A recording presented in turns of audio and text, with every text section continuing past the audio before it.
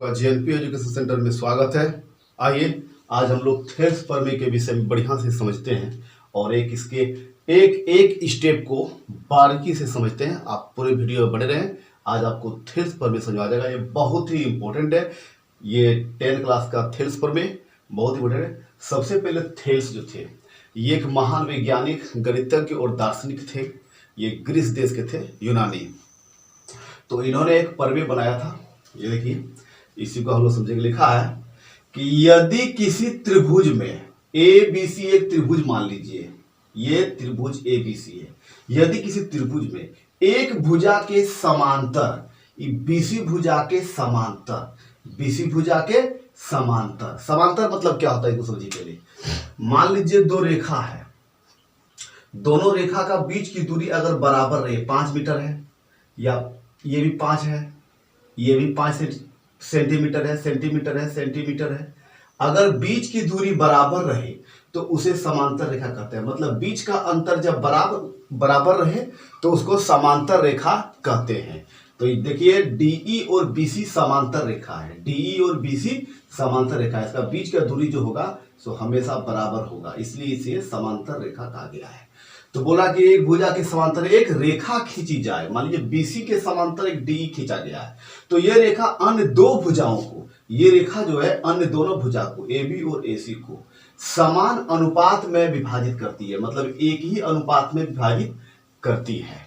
Thales क्या कहते हैं कि यदि किसी त्रिभुज में एक भुजा के समांतर, बीसी भुजा के समांतर एक रेखा खींची जाए, मान लीजिए कि बीसी के समांतर डी खींचा गया है, तो ये रेखा जो है अन्य दो भुजाओं को, ये दोनों भुजा को, ए बी और ए सी को समान अनुपात में विभाजित करती है। समान अनुपात के मतलब समझते हैं। विभाजित मतलब बांटना, अनुपात में बांट रहा है, समान अनुपात में बांट रहा है। कहने का मतलब है कि ये रेखा और ये रेखा, देखिए अगर ए बी अगर 20 है और ए सी भी अगर 20 है, दोनों रेखा अगर 20 और 20 है, तो समान अनुपात किस प्रकार से होगा। मान लीजिए कि ये रेखा भी 10 है और ये भी 10 है, तो समान अनुपात में बढ़ने का मतलब क्या हुआ, ये अगर 2 हुआ और ये 8 हुआ, 2/8 हुआ, तो ये भी देखिए आपका 2 होगा और 8 होगा, समान अनुपात में बढ़ गया। मतलब कट करके 1/4 ही आएगा।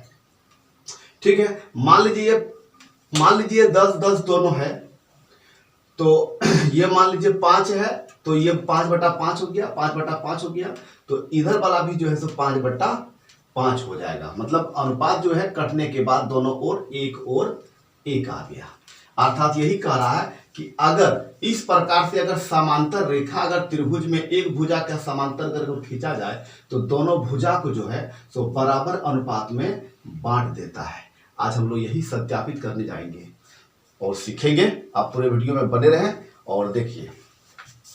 यहां पर देखिए कि लिखा है त्रिभुज ए बी सी में। यहां पर लिखिए त्रिभुज ए बी सी में, त्रिभुज ए बी सी में डीई समांतर बीसी, डीई समांतर बीसी, डीई और बीसी दोनों समांतर रेखा है। पहले ही बोला गया है कि ये डीई और बीसी समांतर है, दोनों अनुपात खंड बराबर होगा। तो सिद्ध क्या करना है, सिद्ध करना है एडी बट्टा डीबी, एडी बढ़िया से लिखना थोड़ा बराबर, एडी बट्टा डीबी, एडी बट्टा डीबी बराबर एई बट्टा ईसी, एई बट्टा ईसी, ये ई है। एडी बट्टा डीबी बराबर एई बट्टा ईसी। मतलब यह भुजा का अगर अनुपात करेंगे, यह भुजा का अनुपात करेंगे तो दोनों ओर बराबर होगा। इसे ही कहते हैं समानुपात। यही है थेल्स प्रमेय, इसे ही हमें सिद्ध करना है। तो इसके बाद हम थोड़ा रचना करते हैं, इंस्ट्रक्शन थोड़ा कर रहे हैं। क्या रचना कर रहे हैं कि ई एम ए बी पर लंब डाल देते हैं, ई एम लंब डाल देते हैं ए बी पर, और क्या डी एन ए सी पर लंब डाल देते हैं, डी एन लंब डाल देते हैं ए सी पर, डी एन ए सी भुजा पर लंब डाल दिए और EM AB भुजा पर लंब डाल दिए। लंब का मतलब 90 डिग्री ऊंचाई, लंब का मतलब ऊंचाई। EM जो है सो AB रेखा पर ऊंचाई है 90 डिग्री कोण बनाते हुए, और DN जो है AC भुजा पर ऊंचाई है। यह हम रचना की है। तथा BE और DC को मिलाया, BE एवं DC को मिलाया, ये दोनों को मिला देते हैं, BC और DC और BE, DC और BE को मिला देते हैं। इसके बाद हम लोग अब बनाना शुरू करेंगे। सबसे पहले क्या लिखें कि त्रिभुज ABC में DE समांतर BC, त्रिभुज ABC में DE समांतर BC। सिद्ध करना है AD बट्टा DB, AD बट्टा DB बराबर AE बट्टा EC। और रचना में क्या किए हैं कि EM जो है AB पर लंब डाल देते हैं, DN जो है DN AC पर लंब डाल देते हैं, एवं BE और DC को मिला देते हैं। इतना तक तो आपको ये लिखना होगा। उसके बाद हम लोग प्रमाण चलते हैं इसको सिद्ध करने के लिए। तो देखिए प्रमाण में क्या लिखिएगा, प्रमाण में त्रिभुज ADE ऊपर वाला त्रिभुज, ADE ऊपर वाला त्रिभुज देखिए, त्रिभुज ADE तथा त्रिभुज DBE में ले रहे हैं, त्रिभुज DBE में से, ये दोनों त्रिभुज से। देखिए भुजा का जब अनुपात को सिद्ध करना है तो हम लोग क्षेत्र का, त्रिभुज के क्षेत्रफल का अनुपात करेंगे, ऊपर वाला त्रिभुज और इसका नीचे वाला त्रिभुज का अनुपात करेंगे, मतलब बट्टा करेंगे। यहां पर एरिया भी लिखेंगे क्षेत्रफल में। देखिए क्या लिखते हैं कि एरिया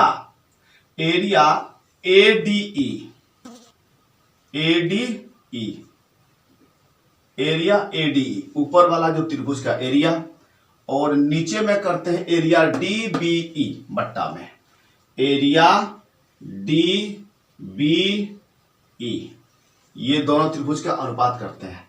आप जानते हैं त्रिभुज का क्षेत्रफल बराबर 1/2 आधार गुणे ऊंचाई। ठीक है, त्रिभुज का क्षेत्रफल 1/2 आधार गुणे ऊंचाई। तो ADE एरिया मतलब क्षेत्रफल, एरिया मतलब क्षेत्रफल है। तो ADE में देखिए आधार कौन तो होगा, आधार तो AD होगा। क्यों? क्योंकि ऊंचाई EM बढ़ रहा है, जहां से ऊंचाई बनेगा वही उसी का सटा हुआ नीचे वाला भुजा तो आधार कहलाएगा। अर्थात हमारा ME अगर ऊंचाई है, लंब यहां बढ़ रहा है तो ऊंचाई EM हुआ, तो आधार हमारा AD होगा। अर्थात त्रिभुज का क्षेत्रफल 1/2 आधार तो AD होगा, और ऊंचाई क्या है EM, ऊंचाई हो गया EM।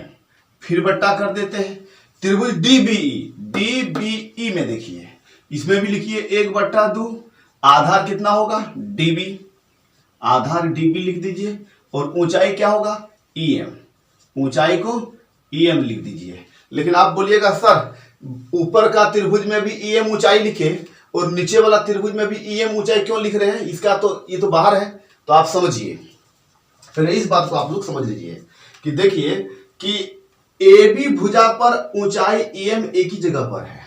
ऊंचाई देखिए त्रिभुज का अंदर भी हो सकता है, त्रिभुज का बाहर भी हो सकता है। मान लीजिए कि इस प्रकार से एक त्रिभुज है, तो इसका ऊंचाई ये कहां होगा बोलिए तो? जब इस त्रिभुज का ऊंचाई निकालिएगा तो इस त्रिभुज का बाहर चली आएगा ना ऊंचाई ठो, क्योंकि 90 डिग्री बनेगा तभी ना ऊंचाई, 90 डिग्री बनेगा तभी ना ऊंचाई। ABC त्रिभुज था तो ऊंचाई इसका AD बाहर हो जाएगा। क्यों? क्योंकि जब तक 90 डिग्री नहीं बनेगा तब तक ऊंचाई नहीं होगा, इसका ऊंचाई बाहर चले आएगा, इसका ऊंचाई बाहर चले आएगा। आप देखिए कि मान लीजिए इस प्रकार से एक चट्टान है, इस प्रकार से चट्टान है, इस चट्टान का ऊंचाई ज्ञात करने बोलेगा तो ऊंचाई कैसे निकलेगा, का ऊंचाई तो बाहर आ जाएगा ना। यहां से वो चढ़ के और धागा में पत्थर बांध के नीचे गिराइएगा तो पत्थर यहां पर आएगा, अर्थात त्रिभुज से बाहर ऊंचाई चले जाता है। कभी कभी ऊंचाई बाहर आ जाता है। इस स्थिति में अगर त्रिभुज में लंब जहां बनेगा वहीं पर ऊंचाई होगा, लंब जहां बनेगा वहीं पर ऊंचाई होगा। तो इस DBE त्रिभुज में ऊंचाई बना है बाहर, यहां पर 90 डिग्री बना है, इसलिए इस ऊंचाई, इस पूरे AB भुजा पर ऊंचाई EM ही है। इस पूरे AB भुजा, इस त्रिभुज का भी ऊंचाई EM ही होगा, बाहर हो गया है। हम पहले बोले ये बाहर हो गया है, तो ये EM आपका बाहर हो गया ऊंचाई। तो EM और EM जो है सो कट गया, दोनों की ऊंचाई सेम था, यहीं पर 90 डिग्री, जहां पर 90 डिग्री वहीं पर ऊंचाई। और हाफ हाफ भी कैंसिल हो गया। तो बचा क्या, देखिए क्या बच गया, बच गया एरिया ए डी ई बट्टा एरिया डी बी ई बराबर क्या बचा, ए डी बट्टा डी बी। इतना बचा। समीकरण 1 बना के इसको अभी छोड़ देते हैं, फिर लिखते हैं। चलिए पुनः लिख रहे हैं कि एरिया ए डी ई बट्टा area D B E, A D बट्टा डी बी निकला है, हाफ हाफ तो कट गया, ई एम भी कट गया, दोनों का ऊंचाई सेम था, एक ही भुजा पर ऊंचाई, जहां पर लंब वहीं पर ऊंचाई, तो इस त्रिभुज का भी ऊंचाई बाहर ही हुआ और ए डी ई का भी ऊंचाई ई एम हुआ, इसका आधार ए डी, इसका आधार डी बी हुआ। फिर लिखते हैं पुनः, फिर लिखते हैं पुनः त्रिभुज त्रिभुज ए ई डी, त्रिभुज ए ई डी तथा त्रिभुज ई डी सी, त्रिभुज ई डी सी से। अब दोनों त्रिभुज से ले रहे हैं, सी को थोड़ा ऊपर लिख लीजिए, यहां का सी है, ई डी सी। देखिए ए डी ई त्रिभुज, ए ई डी कहिए, और ई डी सी, ये दोनों त्रिभुज से ले रहे हैं। इसमें भी अनुपात करेंगे, यानी ऊपर में लिखेंगे एरिया ए ई डी और बट्टा में लिखेंगे एरिया ई सी डी, एरिया ई सी डी लिखेंगे। तो त्रिभुज का क्षेत्रफल आप जान ही गए हैं, 1/2 आधार गुने ऊंचाई। जब लंब यहां बन रहा है तो आधार यही होगा ए, डीएल लंब है यहां पर 90, तो आधार होगा ए, आधार आप लिख दीजिए ए ई, और ऊंचाई क्या हुआ, डीएन, ऊंचाई तो डीएन होगा, जहां पर लंब वहीं पर ऊंचाई, जहां पर 90 त्रिकोण बनाएगा भुजा वहीं पर ऊंचाई होगा। इसका भी 1/2 लिखिए, और इसका आधार इसी होगा क्योंकि ऊंचाई यहां पर बढ़ रहा है, इसमें भी सेम है, ऊंचाई इसका बाहर चला गया, देखिए यहां पर ऊंचाई 90 डिग्री बढ़ रहा है, इसका भी आधार हो गया इसी आधार हो गया, और ऊंचाई जो है सो डीएन ही हुआ, सेम हुआ। कहे इस पूरी एसी रेखा पर डीएन ऊंचाई बन रहा है, एक ही जगह ऊंचाई बन रहा है, तो ये बाहर चला गया तो ऊंचाई इसका बाहर चल गया त्रिभुज का। तो देखिए डीएन डीएन कैंसिल हो गया और हाफ हाफ भी कैंसिल हो गया, तो बचा क्या, बच गया एरिया ए ई डी बट्टा एरिया ई सी डी बराबर ए ई बट्टा ई सी बचा। समीकरण 2 बना के इसको अभी छोड़ दीजिए। चलिए थोड़ा और देखना होगा हल्का सा। अब समीकरण 1 और समीकरण 2 में ध्यान दीजिए कि ऊपर का पोजीशन देखिए, ये पोजीशन और इस पोजीशन पर ध्यान दीजिए, ऊपर वाला ध्यान दीजिए, इसको देखिए, ये दोनों में क्या देखिएगा पहले लिख लीजिए। समीकरण 1 तथा 2 से, समीकरण 1 तथा 2 से, समीकरण 1 तथा 2 से देखिए ए डी ई बराबर A E D, area A D E बराबर एरिया ए ई डी होगा। ये दोनों एरिया ऊपर वाला बराबर होगा। क्यों बराबर होगा, दोनों तो एक ही त्रिभुज, ए डी ई कहिए चाहे ए ई डी कहिए, क्षेत्रफल तो एक ही होने वाला है ना, दोनों घुमा के इधर से एक बार बोल रहा है, एक बार इधर से बोल रहा है, दोनों तो एक ही त्रिभुज है, बराबर है। यहां पर लिख दीजिए एक ही त्रिभुज, एक ही त्रिभुज, ये दोनों एक ही त्रिभुज है, इसलिए तो सेम होगा एरिया ए डी ई कहिए चाहे ए ई डी कहिए। माने इस पार्ट 1 समीकरण 1 और समीकरण 2 में ये ऊपर का एरिया बराबर हो गया। अब नीचे देखिए, इसको और इसको देखिए, पुनः लिखिए एरिया डी बी ई और बराबर होगा एरिया ई सी डी, एरिया ई सी डी बराबर होगा। देखिए डी बी ई बोला है, डी बी ई और ई सी डी बोला, ये दोनों एरिया बराबर क्यों होगा, क्योंकि एक ही आधार रहे और समांतर रेखा के बीच में जो त्रिभुज बनेगा उसका क्षेत्रफल हमेशा बराबर होगा। देखिए डीबीई में भी डीई भुजा आधार है, दोनों का सेम है, और डीईसी में भी देखिए डीई भुजा सेम है, दोनों का आधार जो है सो सेम है डीई। ये डीबीई त्रिभुज में भी और DEC में भी दोनों आधार सेम है और ऊंचाई तो सेम ही होगा। क्यों ऊंचाई सेम होगा? समांतर रेखा के मध्य स्थित है। आप यहां देखिए, अगर दो समांतर रेखा इस प्रकार से हो और इतना, ये दोनों मान लीजिए समांतर है और यहाँ पर दो त्रिभुज बन रहा है, एक इधर से बन रहा है इस प्रकार से और एक इधर से बन रहा है इस प्रकार से, तो दोनों का क्षेत्रफल बोलिए अलग अलग होगा क्या? ABCD क्या है? नहीं, अलग अलग होगा। देखिए दोनों का आधार तो सेम है और दोनों का ऊंचाई अब समांतर रेखा के बीच में बन रहा है तो दोनों का ऊंचाई भी सेम ही है। जब समांतर रेखा के बीच में बन रहा है तो दोनों का तो ऊंचाई सेम होगा। देखिए यहां से यहां तक अगर लीजिएगा तो यहाँ पर सटा हुआ है जिसका ऊंचाई 10 10 10 10, सबका ऊंचाई, इस DBE का भी ऊंचाई 10 मान लीजिए और ECD का भी ऊंचाई 10 मान लीजिए, क्योंकि समांतर रेखा के दोनों के बीच है तो ऊंचाई तो सेम होगा और आधार दोनों का एक ही है। अब आधार एक है और समांतर रेखा के बीच बन रहा है। आकृति में देखिए, इस आकृति देखिए कि ये दो त्रिभुज बना हुआ है, ABC और DBC बना हुआ, दो त्रिभुज बना हुआ है। दोनों का आधार देखिए BC सेम है। मान लीजिए BC बराबर 10 सेंटीमीटर आधार, दोनों का आधार मान लीजिए 10 है और ऊंचाई तो दोनों का सेम होगा। मान लीजिए 5 इसका है, इसका भी 5 होगा क्योंकि दोनों समांतर रेखा के बीच में है तो ऊंचाई 5 कर दिए तो 2 पंचे 10 कट गया, 5 है 25 सेंटीमीटर स्क्वायर निकला। मतलब दोनों का क्षेत्रफल तो 25 सेंटीमीटर स्क्वायर ही निकलेगा ना, अगर आधार 10 है ऊंचाई 5 है, दोनों बराबर ही हो गया। कहने का मतलब यही है कि अगर एक ही आधार और समांतर रेखाओं के बीच में जो त्रिभुज बनेगा उसका क्षेत्रफल हमेशा बराबर होगा, चाहे 10 त्रिभुज क्यों न बने। अगर आधार एक रहे और समांतर रेखा के बीच में बन रहा है तो सबका क्षेत्रफल बराबर होगा। क्यों? क्योंकि सबका आधार एक है, सबका ऊंचाई एक है, तो त्रिभुज का क्षेत्रफल क्या होता है? 1/2 गुने आधार गुने ऊंचाई। तो आधार और क्षेत्रफल दोनों बराबर है, आधार और ऊंचाई दोनों बराबर है तो क्षेत्रफल भी सबका बराबर होगा। इसलिए ये दोनों नीचे वाला एरिया भी बराबर हो गया, DBE और ECD। DBE और ECD ये दोनों का एरिया बराबर होगा। दोनों का आधार DE है और ऊंचाई दोनों का सेम होगा। अगर लंब लेंगे तो ऊंचाई सबका सेम होगा। यहाँ इसलिए लिख देते हैं, यहाँ लिख देते हैं, चूंकि एक ही आधार तथा समांतर रेखा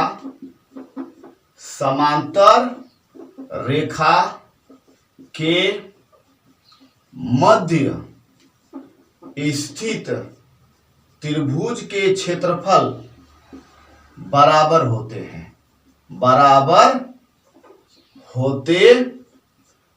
एक ही आधार रहे और समांतर रेखा के मध्यवर्ती स्थित रहे त्रिभुज तो क्षेत्रफल बराबर होते हैं। तो इसलिए नीचे का पोजीशन भी ऊपर पोजीशन बराबर और नीचे पोजीशन बराबर हो गया। देखिए ये दोनों ADE और AED दोनों तो एक ही त्रिभुज है और नीचे वाला देखिए DBE और DEC दोनों एक ही आधार और समांतर रेखा के बीच बन रहा था। ये क्षेत्रफल, ये एरिया वाला क्षेत्रफल और ये एरिया दोनों बराबर हो गया। तो ऊपर का पोजीशन बराबर, नीचे भी बराबर। मान लीजिए 10 है तो यो 10, ये 20 है तो यो 20 है, 10/20 10/20 दोनों का मान बराबर, दोनों बराबर। इसलिए हम लोग लिख सकते हैं कि एरिया ADE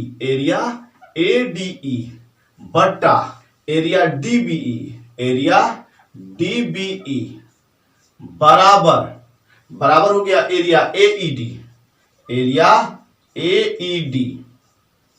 बट्टा एरिया ECD।